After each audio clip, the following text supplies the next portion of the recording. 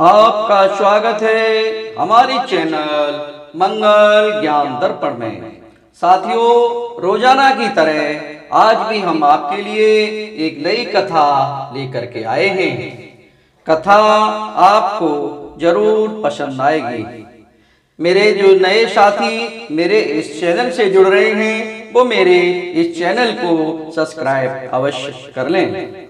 साथियों, आपसे एक निवेदन रहेगा कि आप मेरी कथा को पूरा श्रवण अवश्य करें, क्योंकि पूरी कथा सुनने के बाद ही हमें कथा का महत्व पूरी तरह से समझ पाते हैं।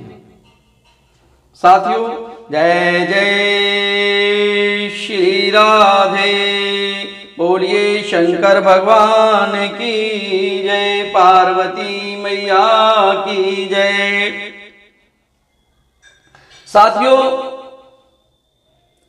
आज हम आपको बताएंगे एक सती ने कैसे सूरज को नहीं निकलने दिया। तो अब हम चलते हैं कथा की ओर। प्रतिष्ठानपुर में एक कौशिक नाम का प्रसिद्ध ब्राह्मण रहता था। वह पूर्व जन्म में किए गए पापों के कारण कोढ़ी हो गया था। उसकी पत्नी का नाम शैव्या था, किंतु शाढ़िल्य गोत्र में उत्पन्न होने के कारण उसे लोग शाढ़ली कहा करते थे। वह बड़ी साध्वी और पतिव्रता स्त्री थी। पति की सब प्रकार से सेवा करके उसे संतुष्ट रखना ही नारी का परम धर्म है। इस शास्त्र वाक्य पर उसे अटल विश्वास था।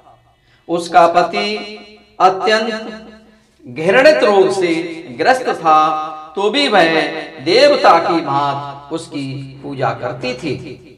वो ये नहीं देखती थी कि इसको कितना घृणित बीमारी है, इनको कोढ़ है, इसलिए मैं उनको छोड़ दूं, ऐसा वो बेचारी बिल्कुल नहीं। वो तो उनको पति परमेश्वर के रूप में ही पूजती थी और उसी तरह सेवा करती थी। इतना ही नहीं, उनके थूक, खखार, मल मूत्र और रक्त को भी वह स्वयं ही धोकर साफ करती थी। वह एकांत में भी पति की सेवा करती और उसे मीठी बाणी से प्रसन्न रखती थी। इस प्रकार अत्यंत विनीत भाव से यह सदा अपने स्वामी की सेवा किया करती, तो भी अधिक क्रोधी स्वभाव का होने के कारण वह निष्ठुर उसका प्रति प्राय अपनी पत्नी को फटकारता ही रहता था। पत्नी पर नाराजी होता रहता था, पत्नी को गालियां ही देता रहता था।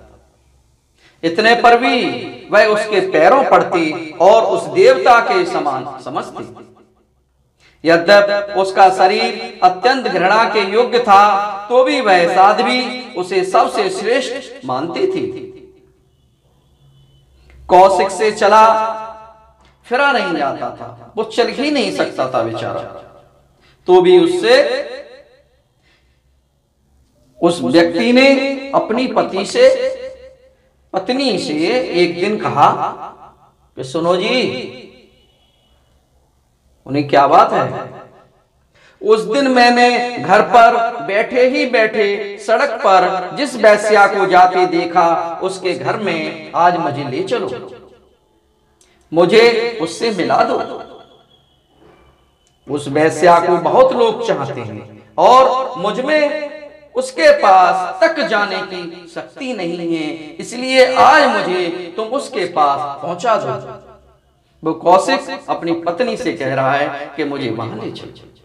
बताइए, उस व्यक्ति से चला फिरा नहीं जाता। साथियों, अपने स्वामी का यह वचन सुनकर उत्तम कुल में उत्पन्न हुई इस परम सौभाग्यवती शालीन पतिव्रता पत्नी ने अपनी कमर खूब कस और पति को कंधे पर चढ़ा लिया। फिर धीरे धीरे वेश्या के घर की ओर प्रस्थान किया। रात्रि का समय था। आकाश मेघों से आच्छन्न हो रहा था। केवल बिजली के चमकने से ही वह मार्ग दिखाई दे जाता था। घोर अंधेरी रात थी, घोर। ऐसी वेला में वह ब्राह्मणी अपने पति का अभीष्ट साधन करने के लिए राजमार्ग से जा रही थी। मार्ग में एक सूली थी जिसके ऊपर एक व्यक्ति चढ़ा हुआ था। एक व्यक्ति को सूली पर चढ़ा दिया था, क्योंकि वह चोर न होते हुए भी चोरी के संदेह से मांडव्य नाम ब्राह्मण था वो व्यक्ति। उस व्यक्ति को चोर समझ करके उस सूली पर चढ़ा दिया गया था। वे दुख से आतुर हो रहे थे। कौशिक पत्नी के कंधे पर बैठा था। उस अंधकार में न देख सकने के कारण उसने अपने पैरों से छूकर सूली को हिला दिया, क्योंकि वो बेचारा कोढ़ी जो कौशिक था वो पत्नी के ऊपर था और वो उसे अंधेरे में कुछ दिखाई नहीं दे रहा था, इसलिए उसके पैर उस सूली से टकरा गए। और जैसे ही सूली से वो टकराए, उससे कुपित होकर जो वो ब्राह्मण था मांडव्य, उसने कहा, जिसने पैर से हिलाकर मुझे इस कष्ट की दशा में पहुंचा दिया है और मुझे अत्यंत दुखी कर दिया है, वह पापात्मा नराधम सूर्योदय होने पर विवश होकर अपने प्राणों से हाथ धो बैठेगा। और उस ब्राह्मण ने उस कोढ़ी को श्राप दे दिया और सूर्य के दर्शन होते ही उसका विनाश हो जाएगा। इस दारुण शाप को सुनकर उस कोढ़ी की पत्नी व्यथित हो उठी और बोली कि अब सूर्य का उदय ही नहीं होगा जिससे कि मेरे पति पे कोई आ जाए। उस बेचारी ने ये प्रतिज्ञा कर ली। तदंतर सूर्य उदय न होने के कारण, क्योंकि दूसरे दिन सूर्य उदय हुआ ही नहीं, और जब सूर्य उदय नहीं हुआ तो उसके कारण बराबर रात ही रहने लगी। अब तो रात ही रात होने लगी, दिन निकल ही नहीं रहा। कितने ही दिनों के बराबर समय रात भर में ही बीत गया। सारे धर्म कर्म का लोप हो गया। इससे देवताओं को बड़ा भय हुआ। सब देवता आपस में बातें करने लगे।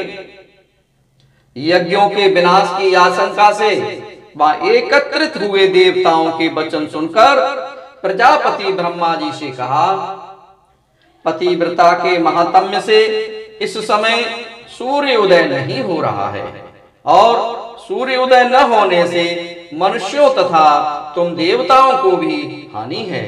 अतः तुम लोग महर्षि अत्रि की पतिव्रता पत्नी अनसुईया के पास जाओ और उनसे प्रार्थना करना कि सूर्योदय की कामना से उन्हें प्रसन्न करो। तब सभी देवता इकट्ठे होकर अनसुईया जी को पास गए और उन्हें प्रसन्न करके पूर्वता दिन होने लगे यह याचना करने लगे।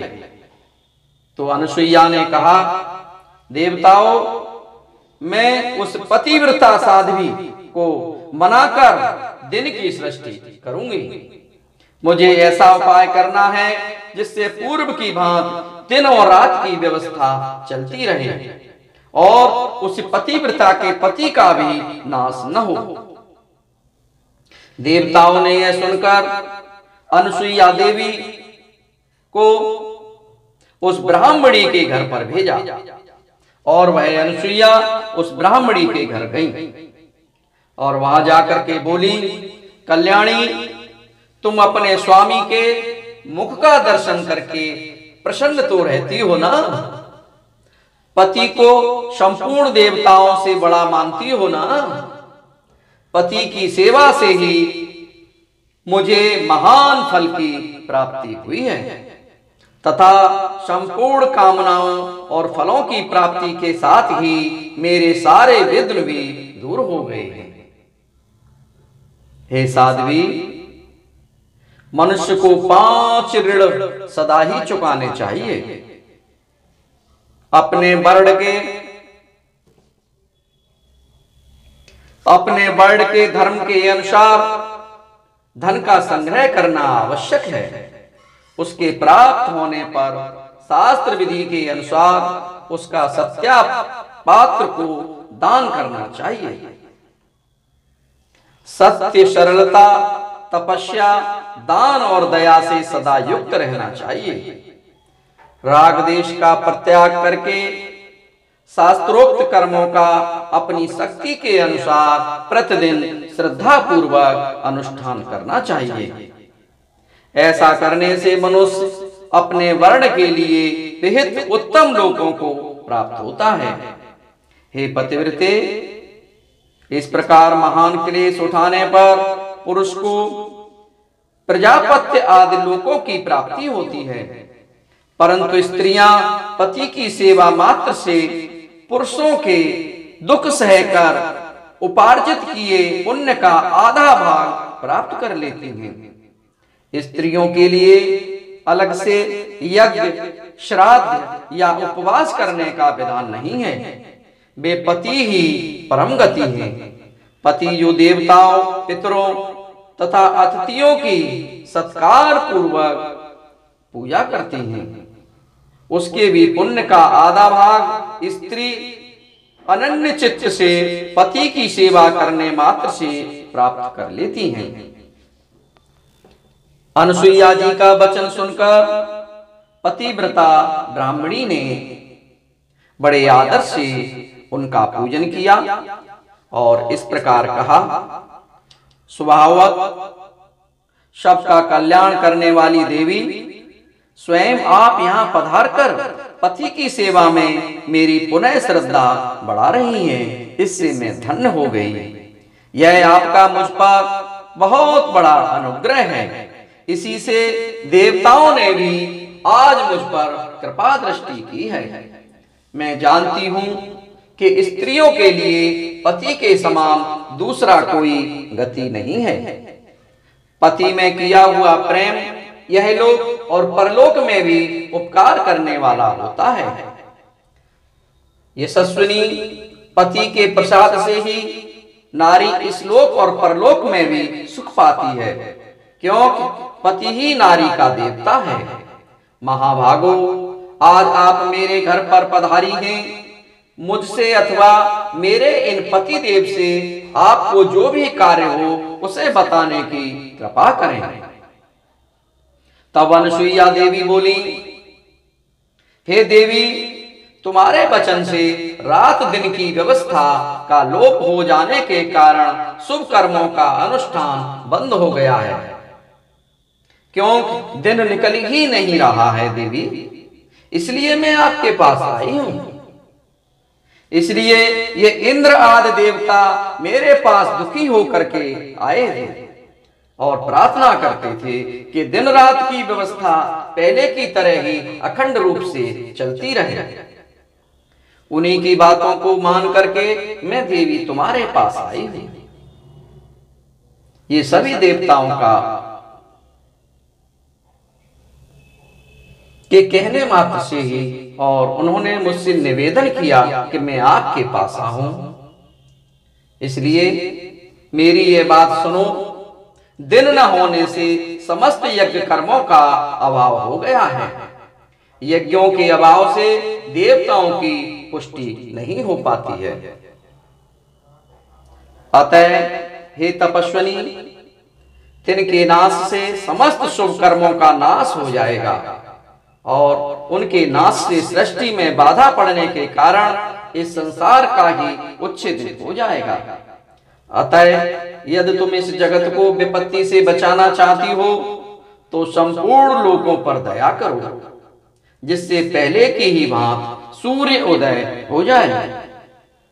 ब्राह्मणी ने कहा, महाभागे, मांडल्य ऋषि ने अत्यंत क्रोध में भरकर मेरे स्वामी, मेरे ईश्वर को शाप दिया है कि सूर्योदय होते ही तेरी मृत्यु हो जाएगी। तो अनुसुईया जी बोली, कल्याणी, यदि तुम्हारी इच्छा हो और तुम कहो तो मैं तुम्हारे पति को पूर्ववत शरीर और नई स्वस्थ अवस्था में कर दूंगी। सुंदरी, मुझे पतिव्रता स्त्रियों के लिए यह मातम्य का सर्वथा आदर करना है, इसलिए तुम्हें मनाती हूं। ब्राह्मणी के तथास्तु कहकर स्वीकार करने पर तपस्विनी अनुसुईया ने अर्थ हाथ में लेकर सूर्यदेव का आह्वान किया। उस समय तक 10 दिनों के बराबर रात बीत चुकी थी। तदंतर भगवान सूर्य खिले हुए सूर्य के समान अरुण आकृति धारण किए अपनी तपोमय मंडल के साथ गिरिराज उदयचल पर आरूढ़ हो गए। सूर्यदेव के प्रकट होते ही ब्राह्मणी का पति प्राणहीन होकर पृथ्वी पर गिर पड़ा, किंतु उसकी पत्नी ने गिरते समय उसे पकड़ लिया। अनुसुईया बोली, भद्रे तुम विवाद न करना। पति की सेवा से जो तपोबल मुझे प्राप्त हुआ है उसे तुम अभी देखो, विलंब की क्या आवश्यकता है। मैंने जो रूप, शील, बुद्धि एवं मधुर भाषण आदि सद्गुणों में अपने पति के समान दूसरे किसी पुरुष में कभी नहीं देखा है, उस सत्य के प्रभाव से वह ब्राह्मण रोग से मुक्त होकर फिर तरुण हो जाए और अपनी स्त्री के साथ 100 वर्ष तक जीवित रहे। साथियों, और वह ब्राह्मण एकदम स्वस्थ हो गया। यदि मैं स्वामी के समान किसी और देवता को भी नहीं समझती हूँ तो उस सत्य के प्रभाव से वह ब्राह्मण रोग मुक्त होकर पुनः जीवित हो जाए। यदि मनमाड़ी एवं क्रिया द्वारा मेरा सारा उद्योग प्रतिदिन स्वामी जी की सेवा के लिए ही होता हो तो वह ब्राह्मण जीवित हो जाए। अनुसुईया देवी के इतना कहते ही वह ब्राह्मण अपनी प्रभा से उस भवन को प्रकाशमान करता हुआ रोग मुक्त तरुण शरीर से जीवित हो उठा, मानो चरावस्था से रहित देवता हो। तदंतर दुंदुभी आदि देवताओं के बाजों की आवाज के साथ वहां फूलों की वर्षा होने लगी और ऊपर से देवताओं ने कहा, धन्य है, धन्य है पतिव्रता देवियों, आपकी जय हो, आपकी जय हो। और देवताओं ने फूलों की वर्षा की। साथियों, अनुसुईया देवी भी खुश हुई, वह ब्राह्मण बिल्कुल ठीक हो गया, वो भी खुश और उसकी पत्नी भी खुश।